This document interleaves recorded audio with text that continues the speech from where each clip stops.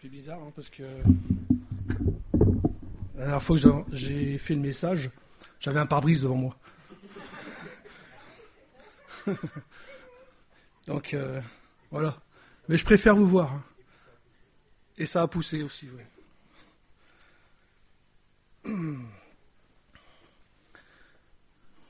C'est une chose qui ne change pas, c'est notre Dieu. Il est merveilleux. Et ce qui nous a transmis et enseigné par la parole de ses apôtres, et puis par la parole qui nous est transmise par la Bible, elle ne change pas. Et c'est ce qui nous permet toujours j'allais dire de siècle en siècle, mais d'année en année, depuis 2000 ans, de partager la vérité. Elle ne change pas. Alors c'est l'introduction que j'ai pu suivre avec Mickaël, mais beaucoup de choses ont été dites ce matin. Merci Seigneur parce que pour moi il confirme, mais en même temps il ouvre déjà les cœurs à recevoir. Pour ça que vous êtes venus ce matin. Venus pour recevoir. Et pour recevoir, il faut écouter, entendre. Alors, ça fait quelque temps que je suis dans l'Épître aux Colossiens, donc c'est ce que nous allons prendre.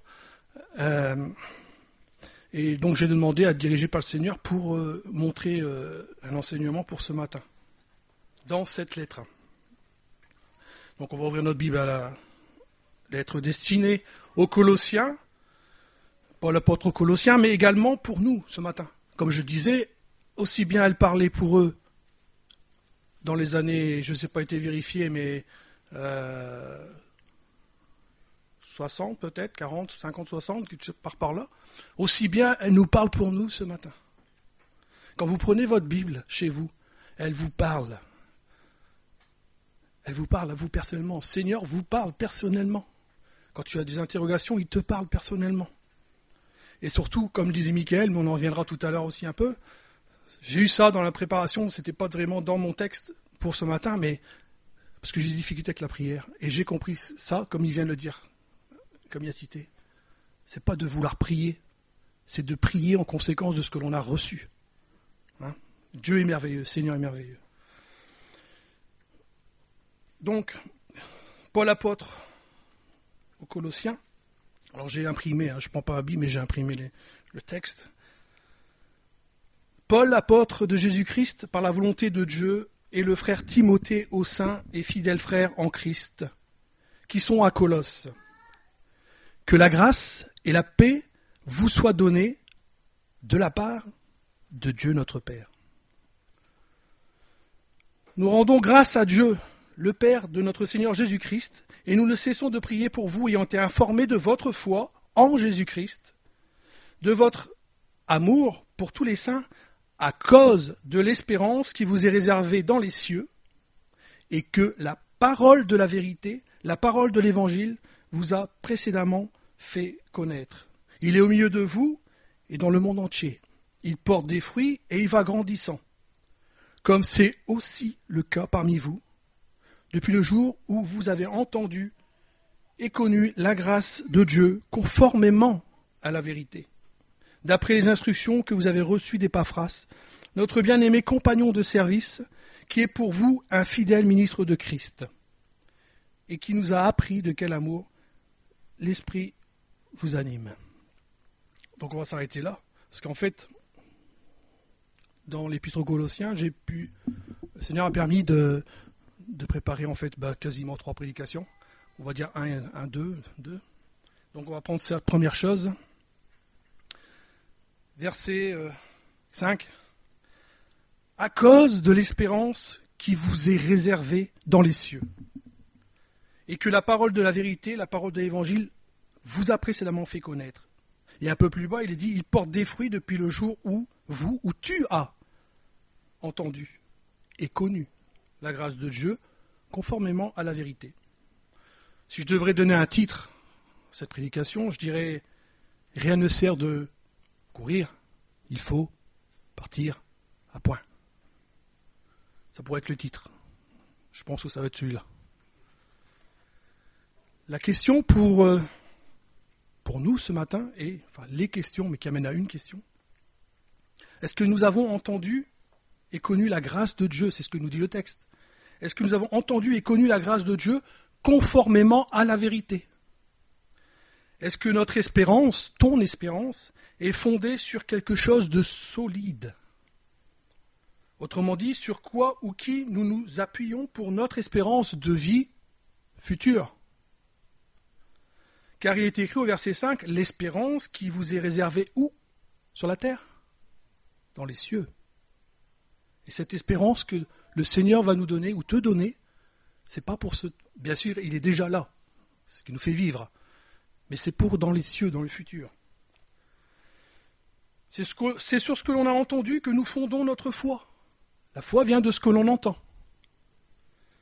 Et notre espérance, depuis notre plus jeune âge, ou peut-être depuis peu de temps, notre pierre angulaire sur quoi nous bâtissons notre vie, entre guillemets religieuse, notre vie de piété, c'est plus le mot, celle qui est le commencement de notre vie pour l'éternité. C'est de cela dont il est question.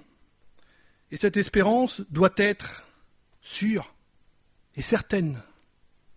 Notre départ de cette terre, avant le départ de cette terre. Il n'y a pas d'a priori.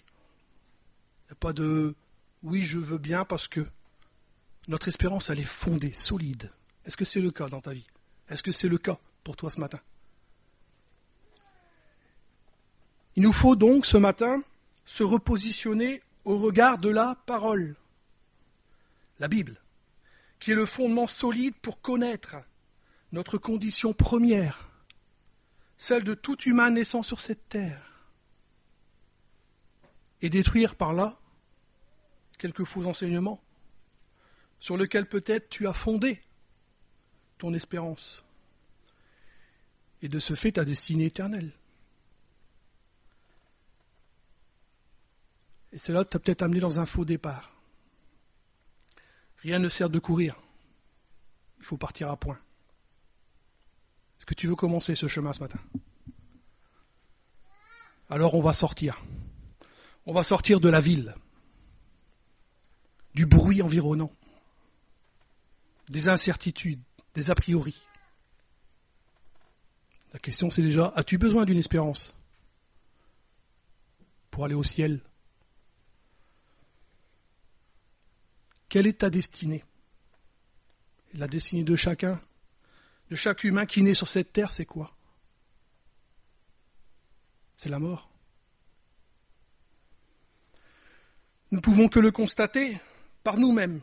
Nous n'avons pas la vie éternelle sur cette terre. Nous sommes confrontés durant notre existence à la disparition de nos bien-aimés. Et dans ces temps d'incertitude sur la durée de notre vie due aux maladies, aux virus en tout genre, sida, cancer, Covid, accidents mortels, meurtres. Mais qu'est-ce que la mort? C'est quoi la mort? La séparation avec la vie. Cela semble logique. Quand nous voyons un corps sans vie, nous disons il est mort. Et c'est vrai. Mais la Bible nous parle de deux morts. La première que nous pouvons constater chacun, chacune. Et la deuxième mort, qui est aussi là, la séparation, pour l'éternité de la vie, ou plutôt de celui qui est la vie. Apocalypse 21, 5, et celui qui était assis sur le trône dit « Voici, je fais toutes choses nouvelles. » Il faudra quelque chose de nouveau. Il dit « Écris, car ces paroles sont certaines et véritables. » Et il me dit « C'est fait. » C'est Jésus. « Je suis l'alpha et l'oméga, le commencement et la fin. À celui qui a soif, je donnerai de la source de l'eau de la vie gratuitement. À celui qui a soif, je donnerai de l'eau de la vie gratuitement. » Tu as soif? Viens à moi, Jésus l'a dit, viens à moi. Celui qui vaincra héritera ces choses. Je serai son Dieu, et il sera mon fils ou ma fille. Mais pour les lâches, les incrédules, ceux qui ne croient pas, les abominables, et il y en a plein de démonstrations dans la parole, les meurtriers, les impudiques, ceux qui n'ont pas de pudeur, les enchanteurs, les idolâtres. Et j'ai entendu ce matin qu'on a pu vénérer des autres dieux que le vrai Dieu. Et tous les menteurs, leur part sera dans les temps ardents de feu et de soufre. Écoutez bien, ce qui est la deuxième mort, la séparation pour l'éternité d'avec la vie. La vie sur cette terre n'est pas le fruit d'un pur hasard, comme l'on voudrait nous le faire croire. Sortons de cette ville. On sort, on passe la porte. Vous me suivez ? Mais elle est venue, la vie. Elle a été donnée par celui-là même qui est à l'origine de toutes choses, sur terre, et d'une manière générale de tout ce que nous pouvons voir dans la création. Dieu.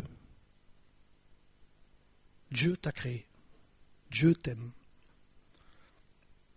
Au commencement, Elohim créa les cieux et la terre. Au commencement, Elohim créa les cieux et la terre. Et au commencement de ta vie, Elohim, Dieu, va créer quelque chose ou veut créer quelque chose dans ta vie, dans cette terre qui est ton cœur. Est-ce qu'il est ouvert? Est-ce qu'il va recevoir ce matin? Dieu a donné par sa parole naissance. Dieu a donné par sa parole naissance ou existence à toute chose. Et par sa parole, la vie. La condition du premier homme et de la première femme sur cette terre n'était pas de mourir. Mais par leur désobéissance, ils ont été séparés de Dieu. Ils ont été séparés de la vie.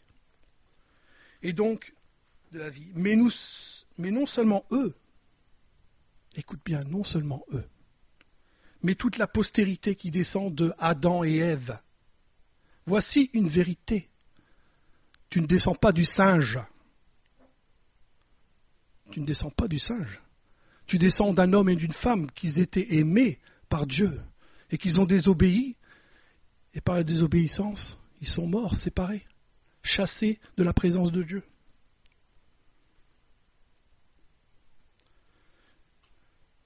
Toute la postérité qui descend d'Adam et Ève, les humains, et comme le dit la Bible, les hommes, donc nous. Par un seul homme, le péché est entré dans le monde, et par le péché, la mort. Et qu'ainsi la mort s'est étendue sur tous les hommes, parce que tous ont péché. Est-ce que tu te mets dans ces tous? La Bible dit, j'ai péché. La Bible dit, tu as péché. Pas d'espoir pour le pécheur, celui qui est ennemi de Dieu.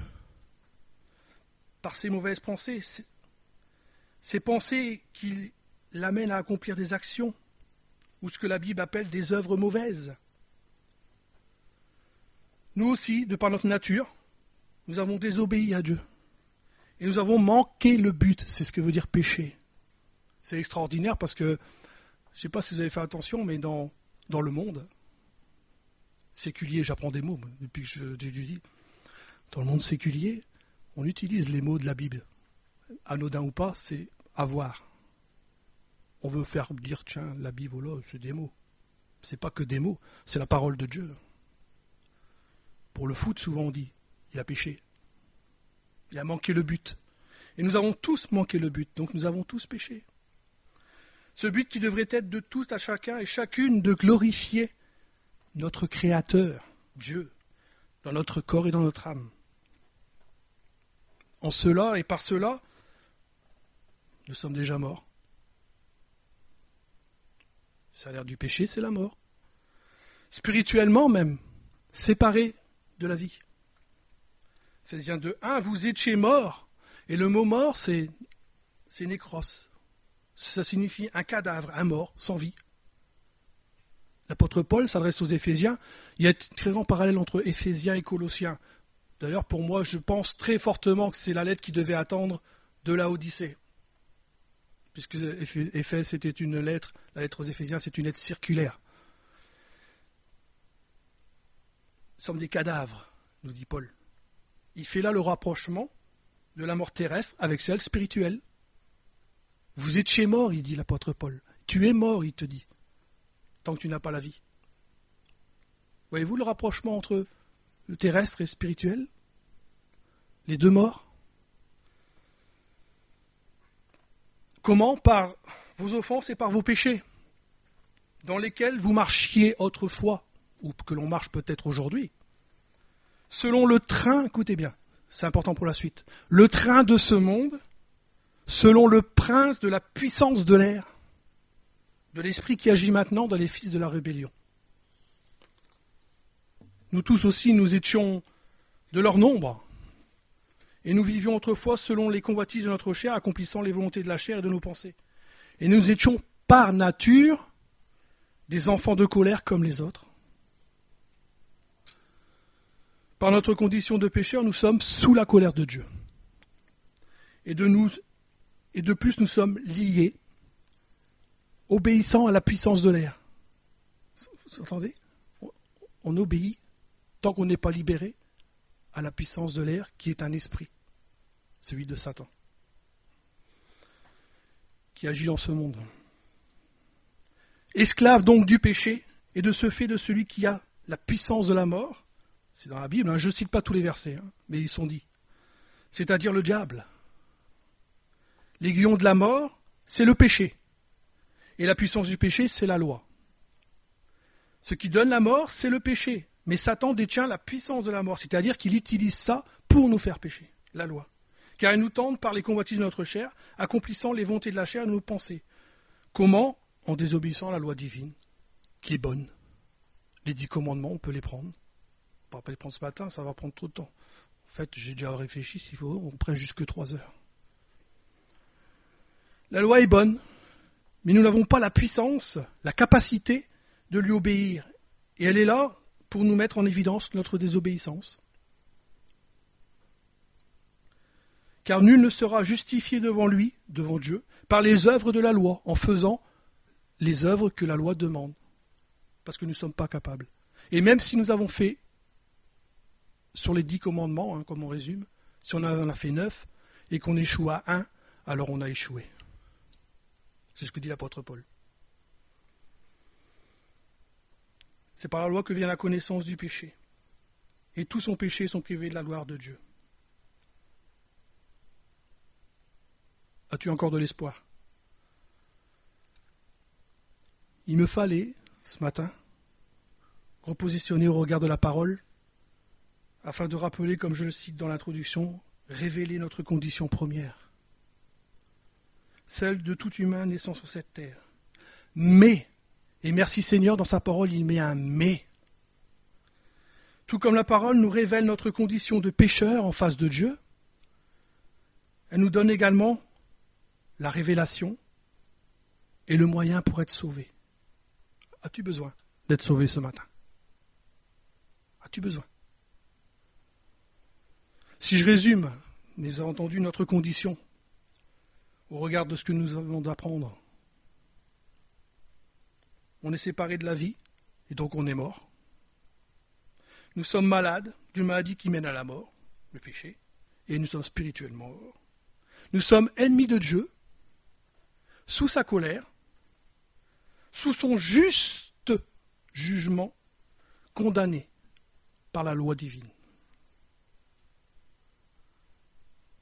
On continue le chemin ? On continue ? Alors excusez-moi, mais je bois un petit coup.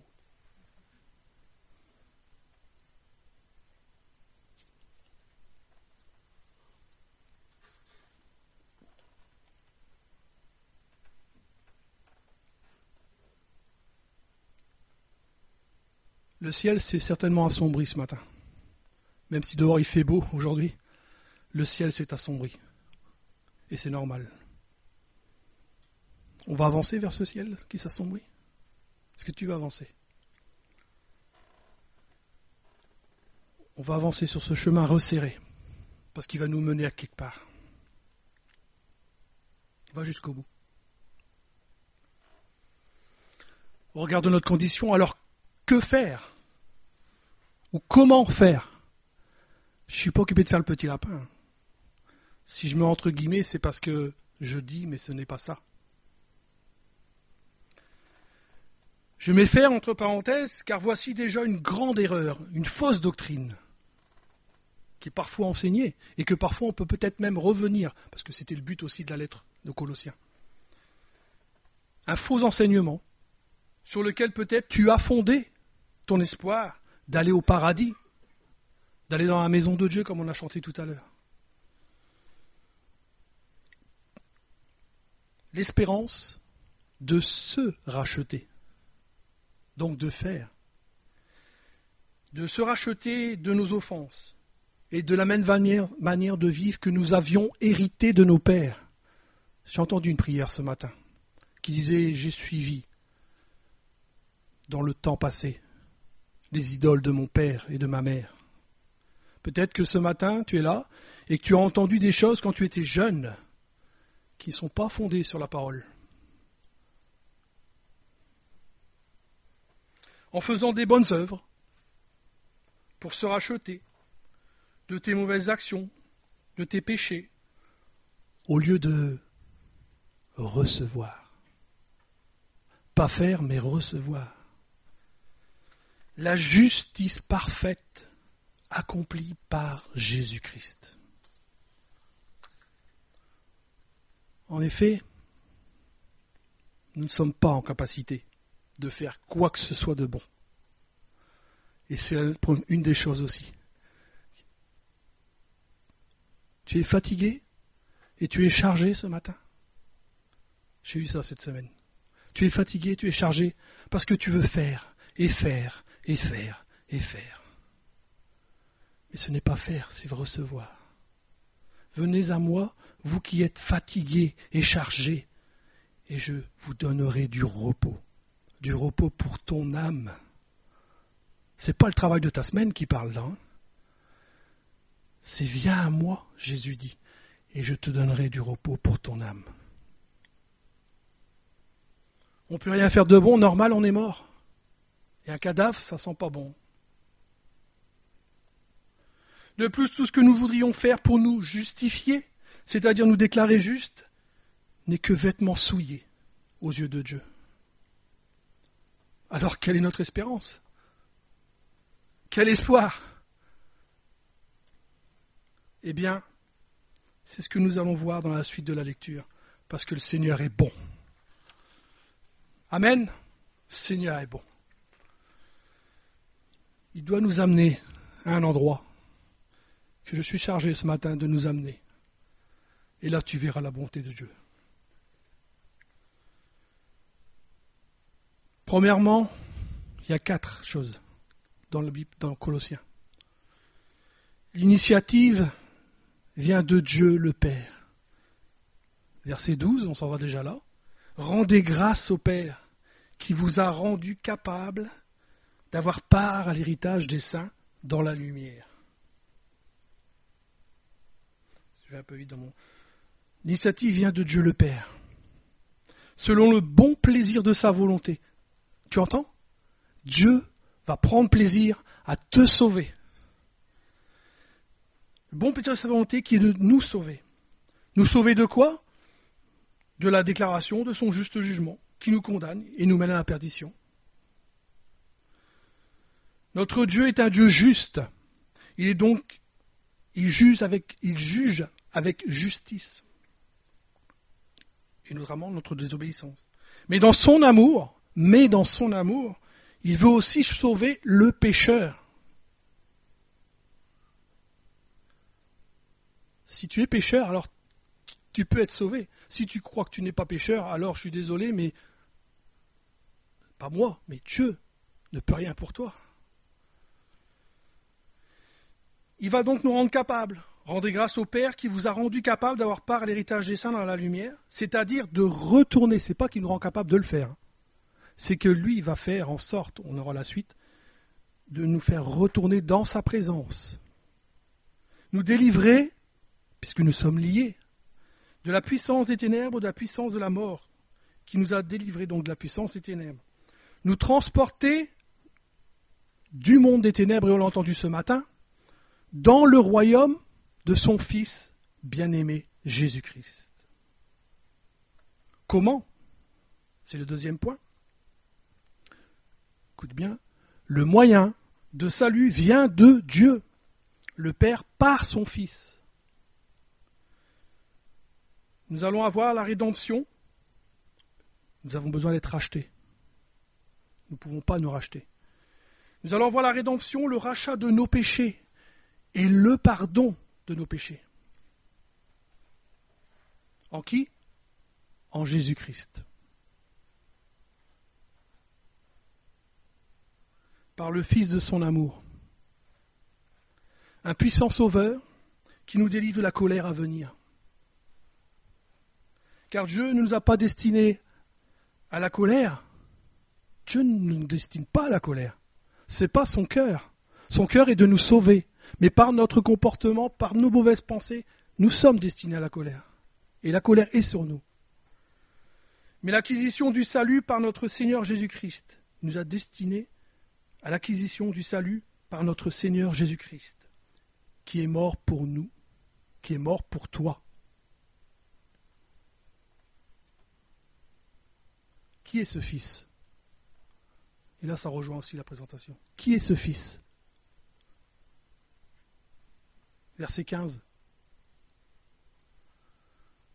Voilà ce qui nous amène, si je reviens là-dessus, à le louer. Et donc prier. Qui est ce Fils ? Il y a un petit chant qui m'est venu. J'ai juste le début, j'étais allé voir sur Internet vite fait tout à l'heure. José doit bien le connaître. Tout dit qu'il est merveilleux. Tout dit qu'il est merveilleux. Terre et les cieux, tout dit qu'il est merveilleux. Qu'est-ce qu'il nous dit, qui nous montre qu'il est merveilleux ? Sa parole. Tu ne pourras pas connaître Jésus, tu ne pourras pas connaître Dieu si tu ne lis pas la parole. C'est elle qui nous révèle qui il est. Et tout nous dit qu'il est merveilleux. Là, le verset, il nous dit, il parle de Jésus, son Fils.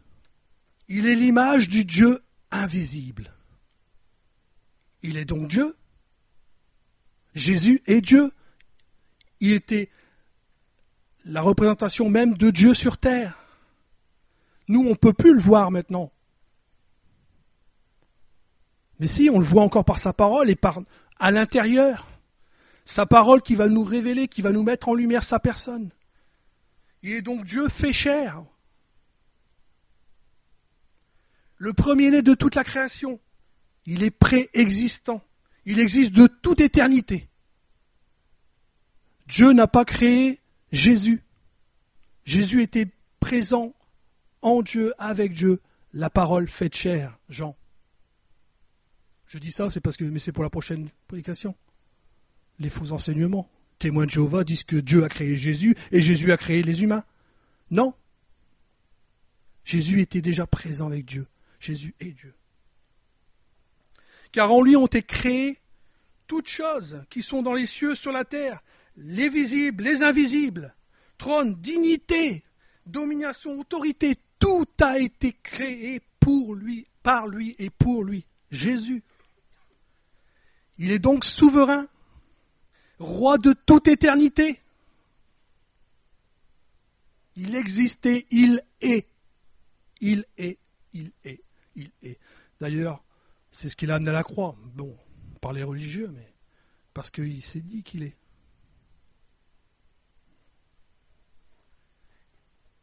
Il est avant toute chose, écoute bien, parce que c'est une réponse déjà. Il est avant toute chose et toute chose subsiste en lui. Toute chose subsiste, tient vie en lui. La vie étant son Fils Jésus-Christ. Il est la tête du corps de l'Église, il est le commencement, le premier des vies entre les morts, afin d'être en tout le premier, car Dieu a voulu que toute plénitude habite en lui. Ce qui nous amène au troisième point, le moyen d'être sauvé.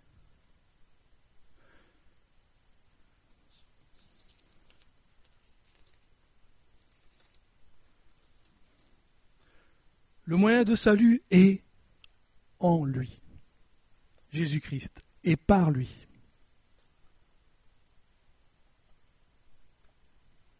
On continue la marche. On va aller vers le ciel de plus en plus noir. Mais après, il y a la lumière. Et là, on va commencer à monter. On doit monter une montagne. Il a voulu, par lui, Jésus-Christ, réconcilier. Nous sommes sous la colère de Dieu. Tu es sous la colère de Dieu. Mais ce matin, tu peux être réconcilié avec Dieu, par Jésus-Christ. Il a voulu, par lui, réconcilier tout avec lui-même, tant ce qui est sur la terre que ce qui est dans les cieux, en faisant la paix par lui. Vois-tu pourquoi tu vas être libéré? Que tu n'auras plus ce poids sur toi, le poids de la culpabilité, le poids de la honte, parce qu'il va te libérer et il va te donner la paix avec Dieu.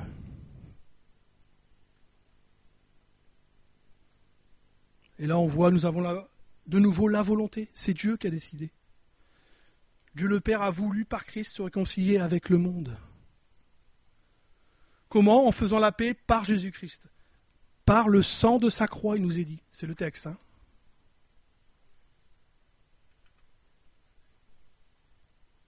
Verset 20. J'ai oublié de le marquer. Par le sang de sa croix. Et là, nous arrivons à la montagne. Et sur cette montagne, il y a une croix. Et le ciel, il est noir. Et pas un petit peu. Tout s'est assombri. Golgotha, le lieu du crâne. Le poteau du jugement. Là où Jésus a subi le châtiment. Là où Jésus a été blessé pour nos transgressions, nos péchés, brisé pour nos iniquités. Le châtiment qui nous donne la paix, toi avec Dieu, est tombé sur lui. Et c'est par ces meurtrissures que nous sommes guéris.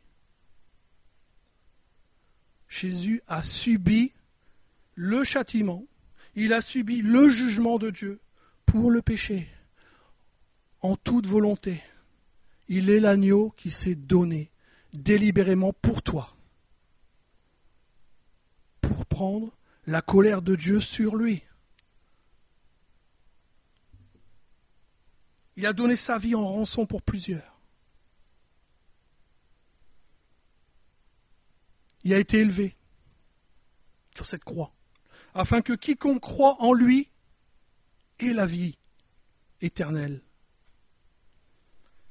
Car Dieu a tant aimé le monde qu'il a donné son Fils unique. On les connaît, ces versets. Mais est-ce qu'elles parlent ce matin? Est-ce que ces paroles, comme un marteau, viennent briser le mur pour laisser entrer la lumière? Afin que quiconque, Dieu est mort, en même temps oui, mais Jésus, Dieu a donné son Fils unique, afin que quiconque croit en lui ne périsse pas, mais qu'il ait la vie éternelle. Dieu, en effet, n'a pas envoyé son Fils dans le monde pour qu'il juge le monde. Ça sera son prochain retour. Parce qu'il va revenir. Mais pour que le monde soit sauvé par lui. Veux-tu être sauvé ce matin? C'est par lui. C'est pas faire, c'est recevoir. Celui qui croit en lui, nous avons autre chose. Il n'est point jugé. Mais celui qui ne croit pas, il est déjà jugé. Parce qu'il n'a pas cru au nom du Fils unique de Dieu. Il n'a pas cru qui est Jésus. Il n'a pas cru pourquoi il est venu. Et notamment qu'il est venu pour chacun de nous. Et ce jugement, c'est que la lumière était venue dans le monde. Étant venue dans le monde, les hommes ont préféré les ténèbres à la lumière. Ils préfèrent leur péché. Parce que leurs œuvres étaient mauvaises. Veux-tu ce salut? Le salut, comme nous est dit, Dieu a tant aimé le monde qu'il a donné son Fils. Le salut est pour tous, mais que pour tous ceux et celles qui le recevront, au lieu de faire. Il est effectif, c'est-à-dire, il prend effet, ou il t'est imputé, mis à ton compte, que si tu le reçois pour toi-même. Voyez-vous, on entend assez dans notre jeunesse, Jésus est mort pour nous, Jésus est mort pour nous, Jésus est mort pour le monde. Jésus est mort pour toi. C'est une grande différence. Il a subi le châtiment pour toi. Et c'est le quatrième point. Le salut est individuel, par grâce, par le moyen de la foi. Afin que quiconque croit en lui ait la vie éternelle, nous est-il dit. Reconnaître que tu es sous la condamnation et sous le jugement de Dieu. Reconnaître, ça nous dit quelque chose. C'est quelque part se repentir. Oui. Seigneur, j'ai fait ça. Moi, je ne connais pas ton cœur. Lui, il le connaît. Hein. Moi, je ne connais pas. Mais Seigneur, j'ai fait ça. J'ai fait ça. J'ai menti. J'ai volé. Oh, c'est pas grave, dit le monde. Tout le monde le fait. Si, c'est très grave. Il faudrait expliquer le péché, mais c'est autre chose. Reconnaître que tu es sous la condamnation et sous le jugement, juste jugement de Dieu, c'est le repentir. Mais aussi croire en l'amour de Dieu manifesté en Jésus-Christ par sa mort à la croix pour toi. Je vais essayer d'expliquer. À la croix, tu la vois cette croix sur la montagne? Tu la vois? Mais c'est pas juste la croix, c'est celui qui est dessus. Hein. Et on a un exemple dans le psaume 22 de comment il était. Hein. On a vu ça un mardi soir. Rouge. Ce corps sur la croix est rouge, meurtri. À la croix, nous avons le jugement de Dieu et le moyen de grâce qui nous est offert. Car c'est par grâce que nous sommes sauvés, par le moyen de la foi. Et cela ne vient pas de nous.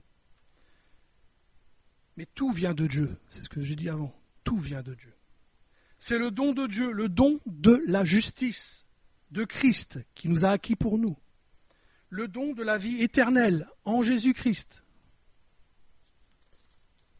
Ce n'est pas par tes propres œuvres, afin que personne, dont toi-même ou moi-même, nous pourrons nous glorifier, mis à part de nous glorifier comme on l'a fait ce matin de notre Seigneur Jésus-Christ. À la croix, il y a le jugement. Et à la croix, il y a le moyen de salut. C'est-à-dire qu'à la croix, nous avons le témoignage contre ceux qui sont perdus. Nous avons le témoignage qu'il y a un jugement. Dieu a jugé. Dieu juge. Mais à la croix témoigne, donc, aussi pour ceux qui sont sauvés. Le moyen, l'amour de Dieu. À la croix, nous avons le jugement. À la croix, nous avons l'amour. La justice et la bonté se rencontrent. À la croix, Christ a pris ton jugement, ta condamnation, si tu le reçois, si tu crois en son nom, si tu crois pour toi, lui pour toi, et pour tous ceux qui périssent, parce qu'ils n'ont pas reçu l'amour de la vérité pour être sauvés, ils sont déjà jugés, c'est ce qui nous était dit avant par le texte. Ils sont jugés et condamnés à la hauteur de ce que Christ a pu subir à la croix. Autrement dit, tous ceux et celles qui ne croient pas qui est Jésus, leur condamnation est mise déjà à la croix aussi. Ils témoignent contre eux qu'il y aura un jugement qui sera autant que ce que Jésus a reçu.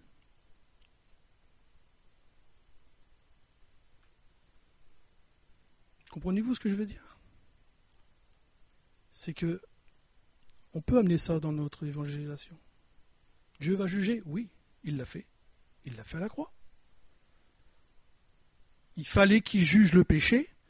Il l'a jugé pour ceux qui croient sur Jésus-Christ. Mais pour ceux qui ne croient pas, ils ont l'exemple de ce qu'ils subiront eux-mêmes en enfer.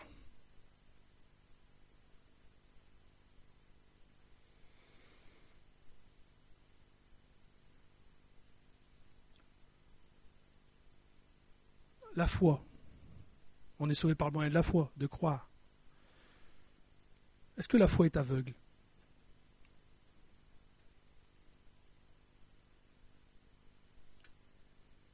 Est-ce que la foi est aveugle? Non. On peut dire, ouais, tu crois. Tu as la foi. Tu crois en quelque chose. C'est l'a priori, c'est le mot qui m'était venu au début de la méditation pour ce message. Tu crois des choses. C'est pas fondé. Si, la foi est fondée. Elle est fondée sur une promesse, comme on l'a entendu ce matin. Sûre et certaine. Parce que Dieu lui-même le dit. Dieu lui-même dit que si tu crois que je t'ai donné mon Fils pour toi ce matin, pour tes transgressions, alors également il y a la promesse que tu seras sauvé. Et même plus d'ailleurs. Parce qu'à la croix, Jésus n'a pas juste pris le péché, il nous a libérés, déliés, pour commencer une nouvelle vie.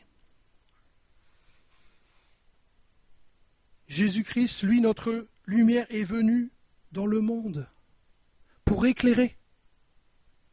Oui, la foi est aveugle. Tant que Jésus ne nous a pas... On a des paraboles pour les aveugles nés, l'aveugle né. Jésus lui a ouvert les yeux, mais ce matin, tu entends? Tu entends? La lumière est là, elle rentre. Tu entends que Jésus-Christ est la lumière, que tu es sauvé par lui. Jésus-Christ, c'est la lumière venue éclairer et nous amène à la connaissance de la vérité. C'est lui la vérité. C'est pas la religion. C'est pas les on-dit. La foi vient de ce que l'on entend et ce que l'on entend venant de la parole. Lis la parole. Je t'en supplie, lis la parole. Parce que c'est un salut individuel, elle te parlera à toi.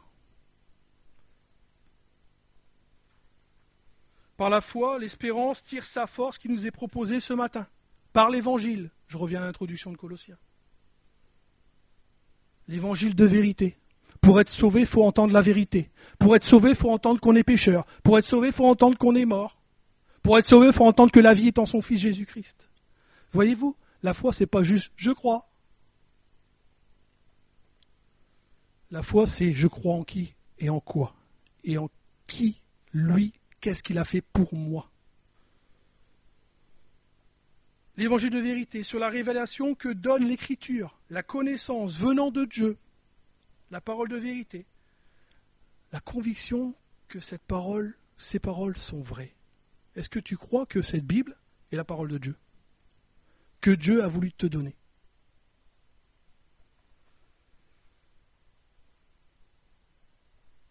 J'ai pris ça ce matin, mais Jean 17, Jésus le dit, Jean 17, 20.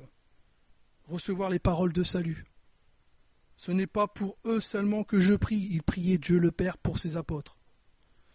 Mais pour tous ceux et celles qui croiront en moi, voilà la foi. La foi, c'est croire en celui. Si tu préfères, tu n'es pas sauvé parce que tu crois. Tu es sauvé parce que tu crois en celui qui te sauve. On pourrait dire, t'es sauvé? Bah ouais, je crois.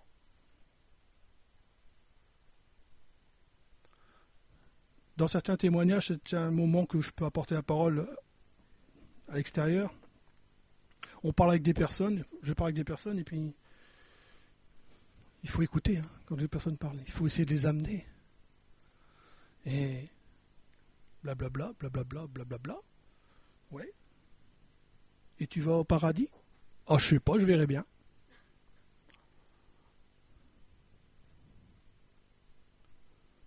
je peux me permettre à ce moment-là de leur dire, mais moi je sais où tu vas.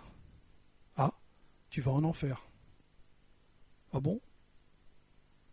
Bah oui, parce que si tu ne sais pas pourquoi tu vas au paradis, alors tu vas en enfer. Parce qu'on vient de le dire, la foi n'est pas aveugle. On va dans l'éternité, la vie éternelle, par Jésus-Christ. Si la personne ne peut pas me dire je vais au paradis parce que Jésus est mort pour moi, alors je peux penser que cette personne ne va pas au paradis. Parce que c'est lui le chemin. C'est lui la vérité. Et on va le voir, c'est lui la vie.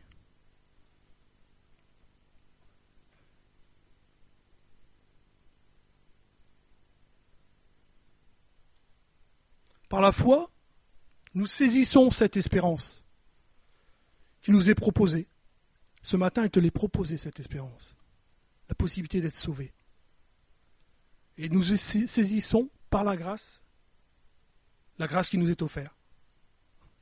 C'est même pas par nous.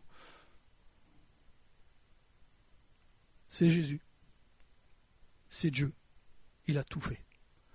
Juste ce que tu entends te donner ce matin. Te donner. Recevoir au lieu de faire.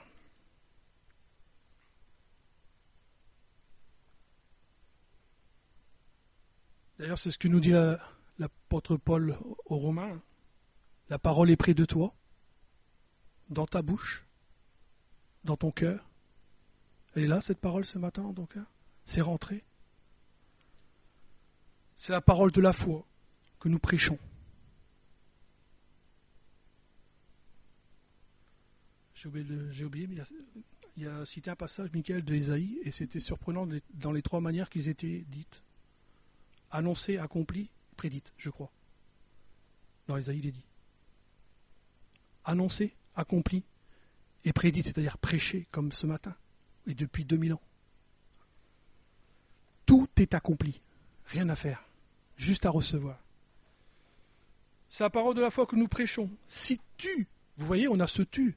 C'est pas si le monde confesse, c'est pas si tu penses comme les autres.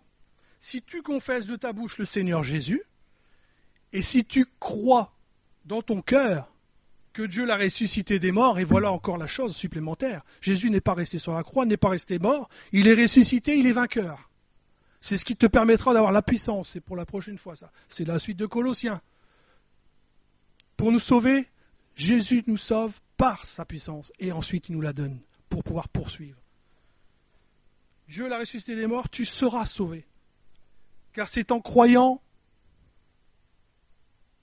du cœur. Mais bon, c'est dedans aussi. La foi n'est pas aveugle. Dieu utilise également l'intelligence. Ah oui, les paroles qu'on entend. Car c'est en croyant du cœur qu'on parvient à la justice que Jésus nous a donnée. En toute volonté. Toi, ce matin. Sans influence. Sans personne derrière pour appuyer. Tu dois croire, hein, tu dois croire, hein, tu dois croire. Hein. Je l'ai fait. Hein. Mais là, ça me dit non, fais pas ça. C'est en toute volonté. C'est en toute volonté. Sans son masque, je vois le sourire à Stéphane, c'est pour ça. En toute volonté. Ouais. Des fois, on veut forcer. Hein. C'est le Seigneur qui fait. Ça vient de lui. Mais toi, tu reçois. Est-ce que tu reçois son amour ce matin? Parce que c'est ça. Hein. Pécheurs, on l'est tous. On est tous condamnés. Je suis... Non, je n'ai pas à m'excuser d'appuyer la chose. C'est la vérité. Oui, mais bon. Il y a pire que moi. Mais quand on croit, c'est marrant, on dit je suis le plus sale.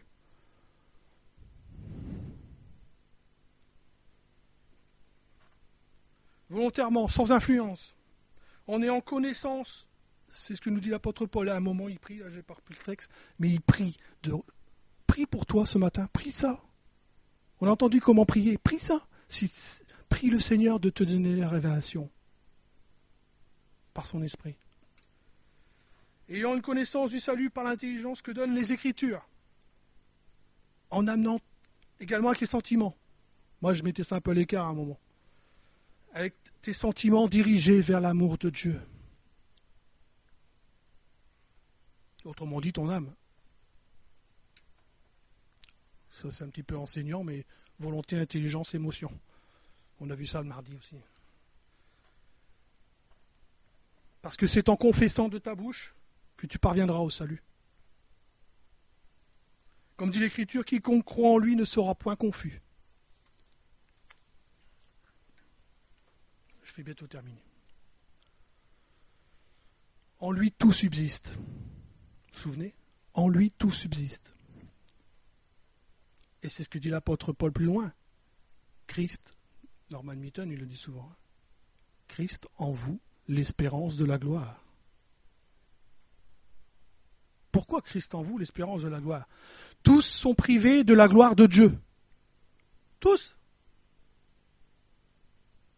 Et là, il dit, Christ en vous, l'espérance de la gloire. Mais oui, en lui, tout subsiste. Je vais expliquer. Ça veut dire que la vie est en toi. Comment ? Voici ce témoignage, c'est que Dieu nous a donné la vie éternelle et que cette vie est en son Fils. Celui qui a le Fils a la vie, celui qui n'a pas le Fils de Dieu n'a pas la vie. Donc, je vous écris ces choses afin que vous sachiez que vous avez la vie éternelle, vous qui croyez au nom du Fils de Dieu. Ça veut dire que la vie est en son Fils. En lui tout subsiste, il est la vie. Colossiens, c'est dans la même lettre 2:12. Regardez, écoutez comment la vie vient. Par sa mort, nous avons la vie. Ayant été ensevelis avec lui par le baptême, alors c'est pas précisé, mais on l'a ailleurs, en sa mort, vous êtes aussi ressuscités en lui et avec lui. Le baptême, c'est pas le baptême d'eau qui est question là. C'est que si tu crois, Dieu va faire une chose merveilleuse que lui seul peut faire. L'initiative vient de Dieu. C'est que, parce que tu crois, que je t'ai donné ton fils, mon fils Jésus-Christ. Tu crois qu'il est mort pour toi à la croix ? Alors moi, Dieu, je vais faire quelque chose d'extraordinaire. Que moi seul je peux faire, il dit. Tu vas mourir avec lui. Mais seulement tu vas ressusciter avec lui. Parce que Christ n'est pas resté mort. Vous êtes ressuscités en lui et avec lui par la foi en la puissance de Dieu qui l'a ressuscité des morts. Ça veut dire que tu meurs avec Jésus à la croix, mais ensuite tu as une nouvelle vie en toi. Et ça, c'est ce qui te permet de dire Christ en toi, l'espérance de la gloire. Amen. Il vous a rendu, verset 13, 2:13, à la vie avec lui, en nous faisant grâce. En te faisant grâce. Rien à faire. Pour toutes tes offenses. Il a effacé l'acte dont les ordonnances te condamnaient et qui subsistait contre toi. Et il l'a détruit où ? En le clouant à la croix. Sans la croix, pas de salut. Sans celui qui est à la croix, pas de salut. Malheureusement, s'il y a une église qui ne prêche plus le sang de Christ, ni la croix de Christ, pas de salut. Il a dépouillé les dominations, les autorités, les a livrées publiquement en spectacle. Et là, on pourra en parler. En triomphant d'elle par la croix. Il se moquait. Et Jésus avec une chose en tête, toi. Moquez-vous, je vais pour sauver. C'est lui que nous annonçons, exhortant tout homme par sa parole, en instruisant tout homme en toute sagesse, la sagesse que donne l'Écriture. Si la parole n'est pas dite dans une église, alors le salut n'est pas présent non plus. Afin de présenter à Dieu tout homme devenu parfait en Christ. Tes péchés sont lavés, ils sont jetés. Il y a plein de versets qui le disent, sont jetés au loin. Dieu, par Jésus-Christ, il te voit justifié. déclaré juste, lavé des péchés. Après, il y a la sanctification. C'est pour la prochaine fois.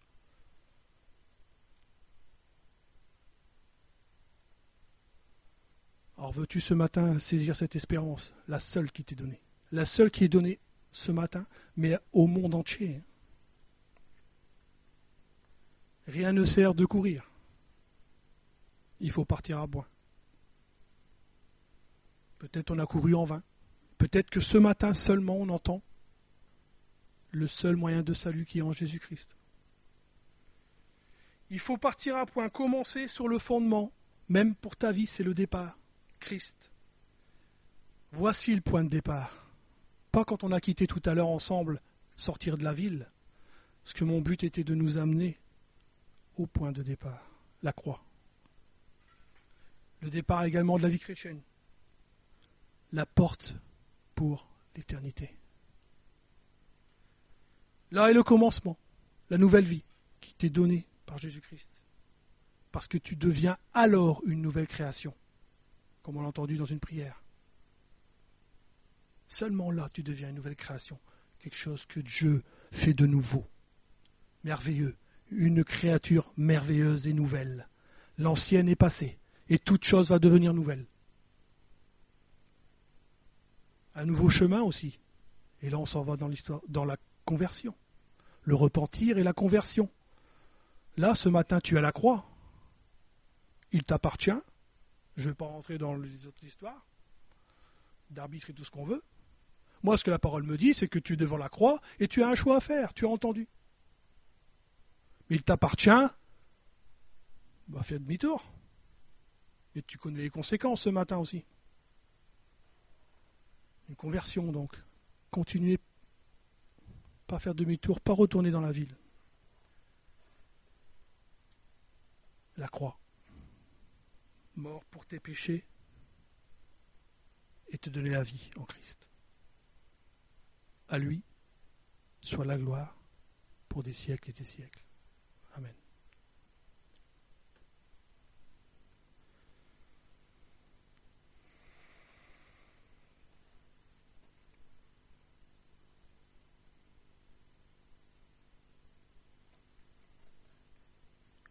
Seigneur, au regard de ce qui a été dit ce matin,